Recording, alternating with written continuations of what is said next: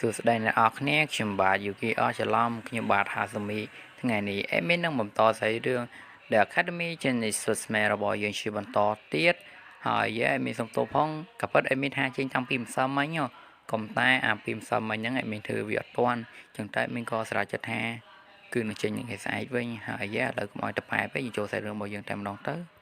បន្ទាប់ពីនោះយើងក៏បានឃើញថារ៉ូណានិងអាសែក៏បាននាំគ្នាដើម្បីទៅដល់កម្មវិធីស្វាពីលីយ៉ុនវិញនៅតាមផ្លូវដែលពួកគាត់កំពុងធ្វើដំណើរនោះយើងក៏បានឃើញថាគឺមានសាកសពសាច់ច្រើនក៏បានស្លាប់កគ្នាបាំងផ្លូវរបស់រ៉ូណានិងអាសែតែម្ដងដោយទាំងអស់នេះគឺជាស្នាដៃរបស់ពួកអដែនដែលរ៉ូណាក៏បានស្លាប់មុននឹងឯងនៅពេលដែលរ៉ូណាក៏កំពុងសម្លឹងមើលទៅកាន់ឈាមនៃសាកសពរបស់សត្វទាំងអស់នោះពេលនោះសុននៃប្រសិទ្ធសុបិនក៏មានការប្រតិកម្មជាមួយនឹងអ្វីមួយហើយនៅពេលនោះអាសែក៏បានហៅទៅកាន់រ៉ូណានឲ្យមើលទៅកន្លែងមួយហើយអាសែគឺនិយាយវាទាំងភាពស្លន់ស្លោតែម្ដងនៅពេលរ៉ូណានក៏បានសម្លឹងមើលទៅកាន់កន្លែងដែលអាសែក៏បានប្រាប់គាត់នោះក៏បានធ្វើគាត់គ្មានអាតែម្ដងដោយសារតែឈាមរបស់សត្វដែលបានស្លាប់អស់នោះវាបានមកដុំគ្នាយ៉ាងធំតែម្ដងឃើញចឹងរ៉ូណានក៏ចង់ទប់ទល់ហើយក៏តែពេលនោះសុននៃប្រសិទ្ធសុបិនវាក៏បានបាំងមុខរបស់រ៉ូណានតែម្ដងហើយមនុស្សនៃវិស័យសុបិនវាក៏បានស្រូបយកនៅឈាមសត្វទាំងអស់នោះតែម្ដងបន្ទាប់ពីសូននៃវិស័យសុបិនវាបានស្រូបយកនៅឈាមទាំងអស់នោះហើយពេលនោះសូននៃវិស័យសុបិនវាក៏បានប្រេះតែម្ដងនៅពេលដែលរ៉ូណានក៏បានឃើញអញ្ចឹងក៏បានធ្វើគាត់ពិតជាសប្បាយចិត្តខ្លាំងមែនទែនដល់អាសត្វដែលក្នុងសូនមួយនឹងវាឃើញថារ៉ូណានសេតប៉ែខ្លាំងពេកអាសត្វមួយនឹងវាក៏បានហប់ពុកដាមុខរបស់រ៉ូណានតែម្ដងហើយពេលនោះយើងក៏បានឃើញរូបរាងរបស់អាសត្វមួយនឹងហើយមិនដឹងជាសត្វស្អីទេ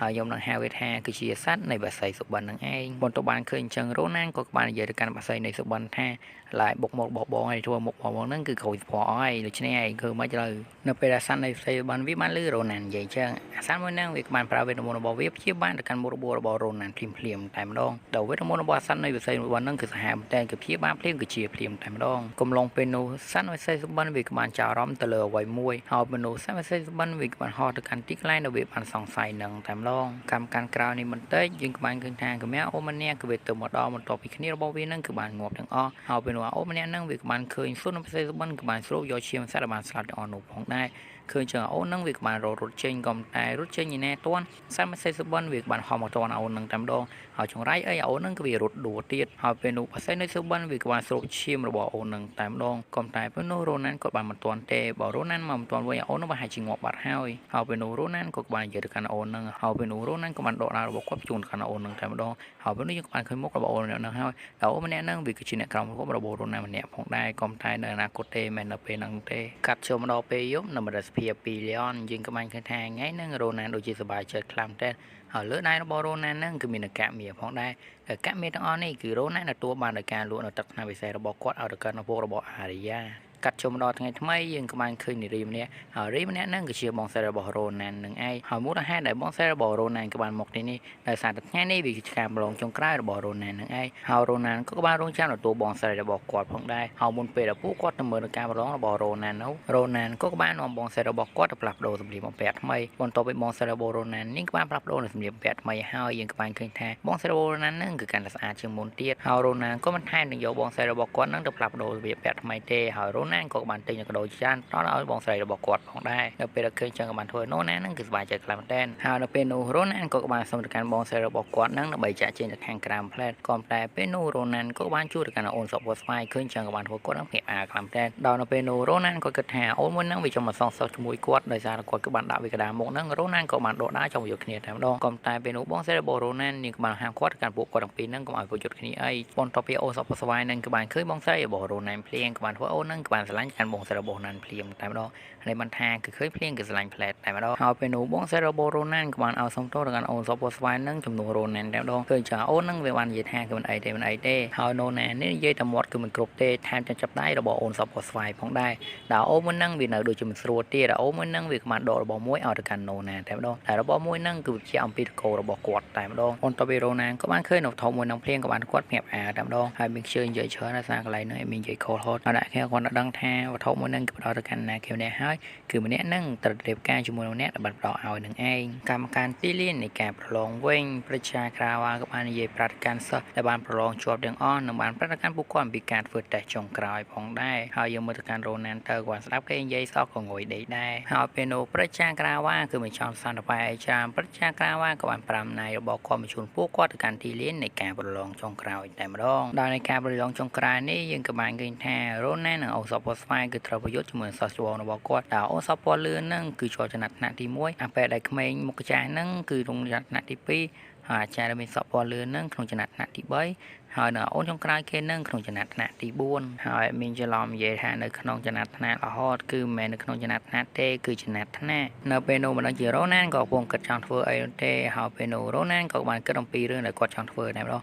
ហើយពេលនោះរ៉ូណានក៏បានសុំសំណើមួយទៅកាន់ប្រជាការវ៉ាដោយសំណើរបស់រ៉ូណានហ្នឹងគឺគាត់ចង់យកជាមួយអ្នកទាំង4តែម្នាក់ឯងតែម្ដងនៅពេលដែលពួកប្រជាក្បានលើសំណើរបស់រ៉ូណានហ្នឹងគាត់ធ្វើគាត់ហ្នឹងក្បែកងាងតែម្ដងក៏តែបន្ទាប់ពីប្រជាក្រៅវ៉ាក៏បានឃើញថាណាម្ដងក៏បានថាអីនោះប្រជាក្រៅវ៉ាក៏បានស្រេចចិត្តថាឲ្យរ៉ូណានក៏ប្រយុទ្ធជាមួយអ្នកទាំង4គឺតែម្នាក់ឯងតែម្ដងដោយនៅពេលនោះពួកគាត់ម្នាក់ចាប់ផ្ដើមរៀបចំនៃសាយនៃការប្រយុទ្ធរបស់ពួកគាត់ហើយពេលនោះប្រជាក្រៅវ៉ាក៏បានប្រាប់ពួកគាត់ចាប់ផ្ដើមតែម្ដងបន្ទាប់ពីការប្រកួតក៏បានចាប់ផ្ដើមភ្លាមពេលដែលជា rank ទី1ហ្នឹងក៏បានស្ទុំឲ្យយើងលឿនវាបហាទៅកាន់រ៉ូណានតែម្ដងក៏តែការវាបហាមួយនេះគឺរ៉ូណានក៏អាចចេញបានដល់រ៉ូណានក៏ឈរមិនទាន់បានស្រួលបំផុតអាចារ្យដែលជា rank ទី3ហ្នឹងក៏បានស្ទុំមកវាបហាទៅកាន់រ៉ូណានបន្ថែមទៀតក៏តែដូចមុនអញ្ចឹងរ៉ូណាននៅតែអាចរងការវាបហាមួយនេះបានបន្ទាប់បានឃើញអញ្ចឹងពេលដែលជា rank ទី4ហ្នឹងក៏បានស្ទុំវាបហាទៅកាន់រ៉ូណានបន្ថែមទៀតដោយការសហការរបស់ពួកគាត់ទាំង3ហ្នឹងក៏បានធ្វើរ៉ូណានក៏បានគ្រៀតផងដែរដល់នៅពេលនោះរ៉ូណានក៏ត្រៀមទៅបានក្រោកឈរស្រួលបួផងពេលនោះពេលជា rank ទី2ហ្នឹងក៏បានលើវត្តរីវិបហាទៅកាន់រ៉ូណានហើយក៏តែពេលនោះរ៉ូណានក៏បានចង់ផាហើយរ៉ូណានក៏ប្រើប្រាស់របៀបរបស់គាត់ទោះចេញពីការវិបហាទាំងអស់នោះតែម្ដងខណៈពេលដែលរ៉ូណានក៏បានស្ទុះចេញនោះរ៉ូណានក៏បានឆ្លៀតវិបហាទៅកាន់អ្នកដើម្បីដែលចង់វិបហាមកកាន់គាត់ផងដែរដល់នៅពេលនេះគឺនៅសល់ថាពេលជា rank ទី2តែប៉ុណ្ណោះដល់នៅពេលនោះពួកគាត់រៀបទម្រង់នៃការវិបហាគ្នាបន្តទៀតហើយពេលនោ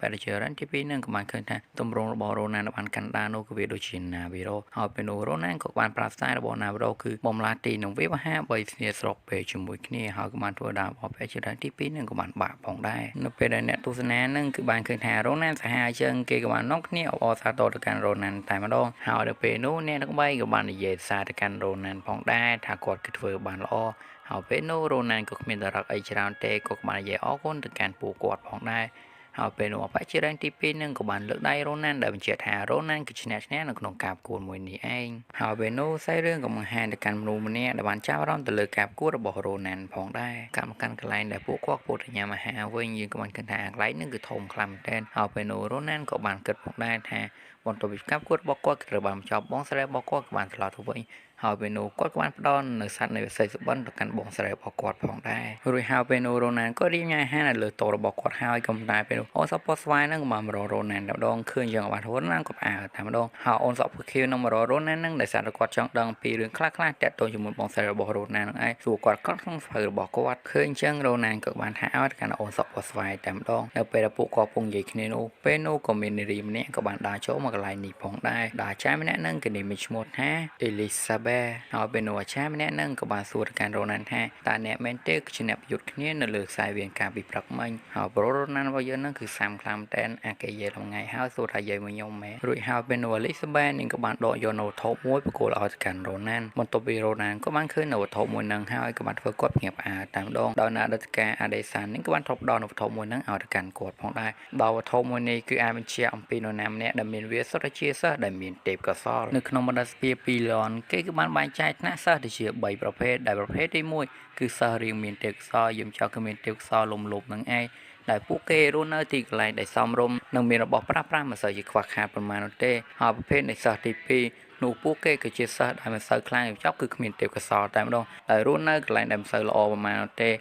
ហើយរៀងខ្វះខាតផងដែរហើយចំណែកប្រភេទនៃសិស្សទី3នោះគឺពួកគេគឺជាមនុស្សដែលពោពេញទៅដោយទេពកោសល្យតែម្ដងដល់ពួកគេគឺរស់នៅដល់កន្លែងដែលវាពីដូចជាវិមានអញ្ចឹងហើយពួកគេរស់នៅយ៉ាងចោលគឺអត់ចេះខ្វះខាតតែម្ដងហើយរ៉ូណានរបស់យើងហ្នឹងគឺរស់នៅក្នុងប្រភេទមួយនេះនឹងឯងកាត់ចូលមកដល់ប៉េរ៉ាស៊ីយើងក៏បានឃើញថារ៉ូណានហ្នឹងក៏កំពុងអង្គុយស្ងប់ស្ងាត់តែម្នាក់ឯងតែម្ដងតែសារតែគាត់ចូលរៀនមិនទាន់បានម៉ានផងគាត់ធ្វើការប្រឡងគឺច្រើនខ្លាំងមែនតើហើយសូរការប្រឡងហ្នឹងគឺពិបាកទៅម៉ាស្រួលចំតម៉ាយហើយដល់គាត់គឺបានប្រឡងបានទូតល្អទាំងអស់តែម្ដងនៅពេលគិតចឹងហៅបានគាត់បែកងាងតែម្ដងនៅពេលដែលរ៉ូណានក៏កំពុងតែបែកងាងនោះពេលនោះណាមរ៉ូក៏បានមកដល់ទីនេះហើយពេលនោះណាមរ៉ូនាងក៏បាននិយាយទៅកាន់រ៉ូណានហើយរ៉ូណានហ្នឹងគឺផ្ដោតដារបស់គាត់ឲ្យមកកាន់នាងបន្តិចបន្ទាប់បានដារបស់រ៉ូណានហើយនាងក៏បានប្រាក់ដារបស់រ៉ូណានហ្នឹងក៏បានធ្វើតាំងខាងក្រៅហ្នឹងក៏បានផ្ទុះយ៉ាងខ្លាំងតែម្ដងហើយពេលនោះណាមរ៉ូនាងក៏បាននិយាយទៅកាន់រ៉ូណានថា ក្នុងនាមយើងជាអ្នកប្រាដាដូច្នេះអ្នកក៏មានដាផ្ទាល់ខ្លួនដែលល្អតិចទៅដោយសារដារបស់រ៉ូណាល់នឹងបន្ទាប់ពីនឹងបានប្រាថ្នាពលហើយគឺដានឹងចង់ខ្ទេចបាត់ហើយរួចហើយពេលនោះណាមេរ៉ូនេះក៏បានប្រាស្គីរបស់នាងជាមួយនឹងដាផ្ទាល់ខ្លួនរបស់នាងក៏បានធ្វើឲ្យទឹកនោះក៏មានប្រាព្រុសយ៉ាងខ្លាំងតែម្ដងហើយវាខ្លាំងជាងនាងបានប្រាដារបស់រ៉ូណាល់ទៅទៀតហើយពេលនោះណាមេរ៉ូនេះក៏បាននិយាយទៅកាន់រ៉ូណាល់ថាតើអ្នកបានយកអ្វីខ្លះអំពីវា